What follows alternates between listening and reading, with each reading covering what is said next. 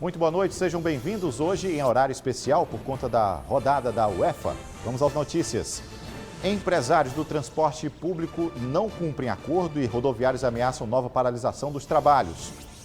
TCE também fiscaliza contratos dos consórcios para avaliar empresários e Prefeitura de São Luís no quesito transporte público. Supremo Tribunal Federal estabeleceu que crimes de injúria racial e racismo não prescrevem.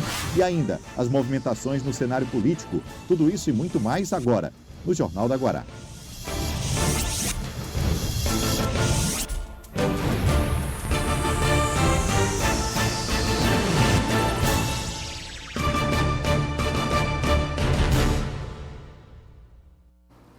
O Jornal da Guará de hoje começa com alerta de paralisação de rodoviários. Isso mesmo, não é informação equivocada.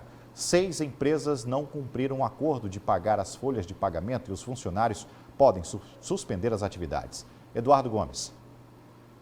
A informação foi confirmada pelo Sindicato dos Rodoviários aqui do Maranhão, que garante que 6 empresas podem paralisar as atividades nos próximos dias. Isso porque eles estão com os salários atrasados. Lembrando que esse foi um acordo firmado entre empresários, rodoviários e o prefeito de São Luís para pôr fim à greve da categoria. Acordado que na quarta-feira as empresas que tivessem atrasada iria estar se adequando com o trabalhador, conforme a Convenção Coletiva de Trabalho, e os atrasos que tinha, para poder pagar. E até agora as empresas que estão devendo não se manifestaram a pagar o trabalhador. Então o prazo foi até quarta-feira, E a gente determinou aqui no sindicato, com uma reunião com os trabalhadores e a diretoria, que de terça para quarta, se não pagar de terça para quarta na próxima semana, nós vamos parar as atividades das empresas que estão devendo o trabalhador. Não está cumprindo com a Convenção Coletiva de Trabalho. O sindicato garante que os rodoviários não querem paralisar as atividades e espera que os empresários regularizem a situação. O sindicato nunca quis parar as atividades. Nós sabemos que nós somos vendedores de horas, Vendedores de horas, a gente tem que trabalhar para ganhar, essa é a verdade. Então, a gente não tem pretexto de parar e de tirar o direito de ir e vir das pessoas. Só que trabalhar de graça e com fome não tem condição. Eduardo Gomes para o Jornal da Guará. Em nota, a Secretaria de Trânsito e Transporte informou que já efetuou o pagamento da primeira parcela do auxílio emergencial e a Prefeitura já encaminhou à Câmara de Vereadores o projeto de lei que cria o Cartão Cidadão. Já o SET emitiu nota também dizendo que o dinheiro foi repassado apenas hoje, quinta-feira, por volta de 2 da tarde, e que irá honrar o que ficou acordado com o crédito na conta das empresas. E a situação do sistema de transporte público de São Luís virou alvo de fiscalização por parte de órgãos de controle. Além da Câmara de Vereadores, o Tribunal de Contas do Estado está revisando os contratos. O trabalho de fiscalização já foi iniciado pelo Tribunal de Contas do Estado. O órgão quer avaliar o contrato do sistema de transporte urbano de São Luís. É através desse levantamento que o TCE vai verificar se o contrato está dentro das normas previstas, principalmente no equilíbrio econômico e financeiro. O secretário de fiscalização do TCE também quer avaliar os termos de referência, ou seja, se as empresas estão oferecendo o serviço de acordo com o contrato, como a substituição das linhas e a reforma dos terminais. A obrigação da empresa não é só a oferta de serviços de transporte, mas pela concessão ela tem inúmeras obrigações. Nós vamos verificar se isso está sendo cumprido. Vamos verificar a questão orçamentária de como a prefeitura está dando aporte para esses contratos através desses subsídios, desses auxílios, saber de onde vem essa receita. E vamos verificar o equilíbrio financeiro para saber se de fato a população tem que suportar o ônus de um possível aumento. Essa é apenas a primeira etapa de um trabalho minucioso que vem sendo realizado pelo Tribunal de Contas do Estado. É a partir desse levantamento que o órgão poderá acionar representantes da Prefeitura de São Luís e empresários que atuam no setor para informar o que está acontecendo no sistema de transporte público aqui da capital maranhense. As empresas que não cumprirem as determinações do TCE estarão sujeitas a sanções que estão previstas na legislação. O órgão também quer verificar como será pago o auxílio municipal emergencial e se, após o fim desse recurso, o sistema está se preparando ou não para um aumento no valor da passagem. O auxílio ele tem duração até dezembro, né? Esse aporte financeiro tem ação. E como será feito daqui para frente? Depois que isso encerrar, haja vista está sendo alegado prejuízo pelos contratados. Então, é bem possível que o tribunal se reúna com os contratados e com a administração pública para buscar uma solução por meio dos seus instrumentos legais que o Tribunal de Contas tem. Nós temos um leque de opções para que a prestação de serviço e o contrato obedeça tanto à legalidade e à legitimidade, quanto o benefício ao usuário, que tem uma proteção. O Grupo de Atuação Especial no Combate às Organizações Criminosas, GAECO, do Ministério Público do Maranhão, realizou hoje uma operação que investiga servidores da Fazenda Estadual em São Luís e Imperatriz. De acordo com as investigações, cartórios e Fazenda Estadual realizavam avaliações de imóveis muito abaixo do valor de mercado, causando prejuízo à arrecadação tributária do Maranhão. O GAECO constatou que servidores solicitavam pagamento para este ato. Com a subavaliação, o imposto pago era menor, configurando a fraude ao fisco estadual. A Justiça autorizou o sequestro e a indisponibilidade dos bens, assim como o afastamento dos servidores pelo prazo de 90 dias ou até o fim das investigações. A gente segue agora para o intervalo. Na volta, uma reportagem que esclarece que crimes de injúria racial e racismo não prescrevem. Eu volto já já.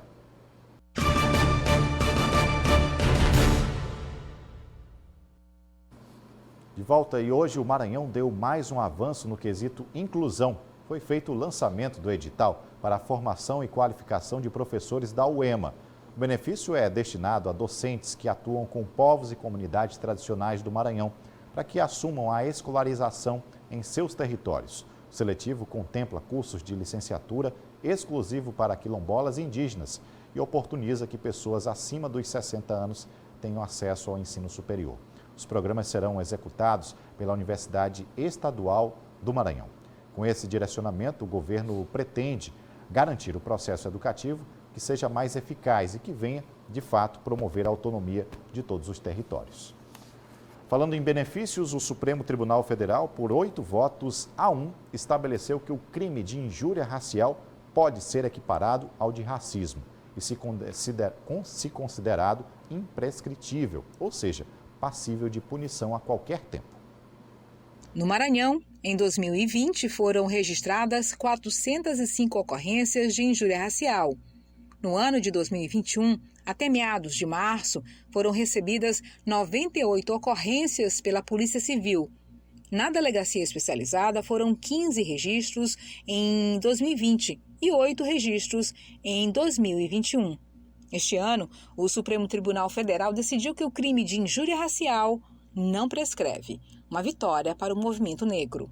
Já havia uma liminar onde esses crimes estavam equiparados, mas agora, com o julgamento do Pleno do STF, a gente tem essa grande vitória. Esses crimes da injúria e do racismo racial nunca deveriam ter sido separados, e agora se faz justiça o Estado brasileiro, e aí a gente vai ter um crime da injúria racial também imprescritível, inafiançável, e quem sabe poder mudar a história do combate ao racismo no judiciário. Agora, os casos de injúria podem ser enquadrados criminalmente como racismo. Mas o que é injúria racial? Eu entendo como uma tentativa de suavizar o que é racismo na prática. Que a injúria ela tem muita questão de uma pessoa só, né? Uma ofensa que foi direcionada a uma pessoa e que essa pessoa foi ofendida em razão da sua cor, da sua raça, da sua etnia. Se a injúria é uma ofensa direcionada a uma pessoa, o que é o racismo? Todas as pessoas daquela determinada raça vão estar se sentindo ofendidas, e ali a gente tem a diferença onde a injúria racial, a pessoa precisa fazer a denúncia, e o crime de racismo a gente tem como patrono o Ministério Público. Outro crime de racismo é o institucional, que é quando pesa mais para a pessoa de cor preta, o mesmo crime praticado pela pessoa de cor branca. Mas em razão do fato da cor da sua pele, do local onde ele mora, ele vai ser associado ao tráfico, à delinquência, à vagabundagem, a atividades criminosas, e isso faz com que a gente precise mudar a cultura do judiciário para que a gente tenha efetivas ações de combate ao racismo. Para denúncias, o Maranhão tem uma delegacia de combate aos crimes raciais, localizada na Rua Rio Branco 251, no centro de São Luís. Mas todas as delegacias de polícia do estado estão capacitadas para fazer esse atendimento. No campo político, uma votação que seguiu pela madrugada de hoje na Câmara Federal gerou grande repercussão. A pauta tratava da PEC dos precatórios, que ajuda a criar o programa Auxílio Brasil. Em contrapartida, muda aí a forma de como são pagas as verbas destinadas ao Fundo de Manutenção e Desenvolvimento do Ensino Fundamental e de Valorização do Magistério, o Fundef. O projeto está sendo chamado de PEC do Calote por parlamentares da oposição. Isso rendeu até um anúncio de Ciro Gomes, pré-candidato à presidência da República, de desistir de sua candidatura por conta da votação de seu partido, o PDT. Veja o que comentou o governador Flávio Dino sobre esse assunto. Eu creio que haverá aí no diálogo interno no partido do Ciro Gomes, do PDT, porque a PEC, chamada PEC do Calote, ainda não teve a sua tramitação encerrada. É uma votação muito apertada. Creio que poderá haver mudanças no segundo turno. Eu espero que haja, porque essa PEC do Calote, além de ser errada no conteúdo, porque prejudica a educação no nosso país, prejudica os educadores, ela foi errada também na forma. Não se pode mudar a Constituição de qualquer jeito, na marra. A Constituição, para ser alterada, tem que seguir as regras que estão no artigo 60 dela própria. E essas regras foram atropeladas. Então eu espero que essa atitude do Ciro se reflita numa revisão de posição no partido dele e com isso a própria Câmara rejeite essa PEC absurda, porque nós não podemos misturar as coisas. Nós queremos a continuidade do Bolsa Família e a melhoria do seu valor, o aumento do seu valor, é uma necessidade nacional, mas isso não pode ser feito junto com um calote para atender interesses menores da política brasileira e prejudicar a educação. Vamos seguir agora para falar sobre baixos números de casos de coronavírus e baixa presença de pessoas internadas nos leitos. Com números cada vez menores, aumenta aí a especulação de que podemos desobrigar a utilização da máscara, como em outras cidades estão fazendo. Mas tudo requer prudência. Na capital, mais de 1.500.000 pessoas já foram vacinadas com as 2 doses. Cerca de 66 mil pessoas já foram vacinadas com a dose de reforço. A taxa de vacinação é de 90,51%. Aí vem a pergunta que não quer calar. E já está na hora de tirar a máscara?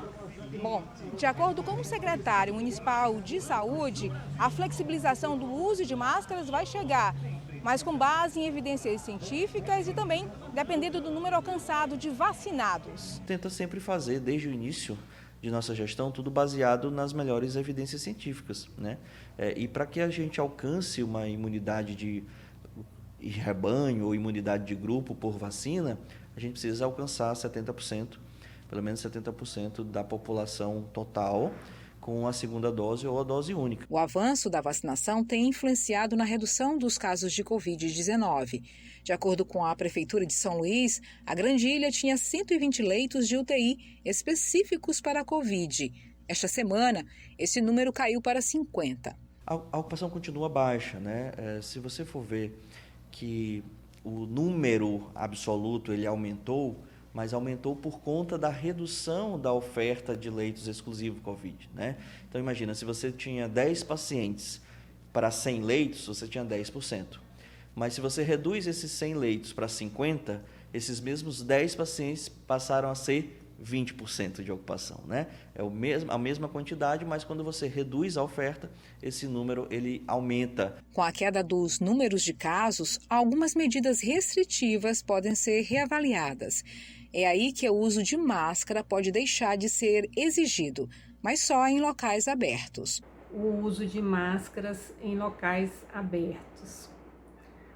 Sabe-se hoje que a principal via de transmissão desse vírus é por aerossóis, que são partículas muito pequenas que você inala, especialmente em locais fechados. Outra medida que poderia ser adotada é a exigência do comprovante de vacinação para que a pessoa pudesse adentrar a locais fechados. Para 2022, se espera alguns avanços, com mais pessoas vacinadas e com doses de reforço. A última informação trata sobre o lançamento da pré-candidatura ao governo do estado do Maranhão de Felipe Camarão, filiado ao PT, rumo às eleições de 2022. O nome dele ainda vai ser discutido pelos integrantes do partido e ainda depende aí de vários outros acordos que estão por vir. Nossa edição fica por aqui, uma ótima noite e até amanhã.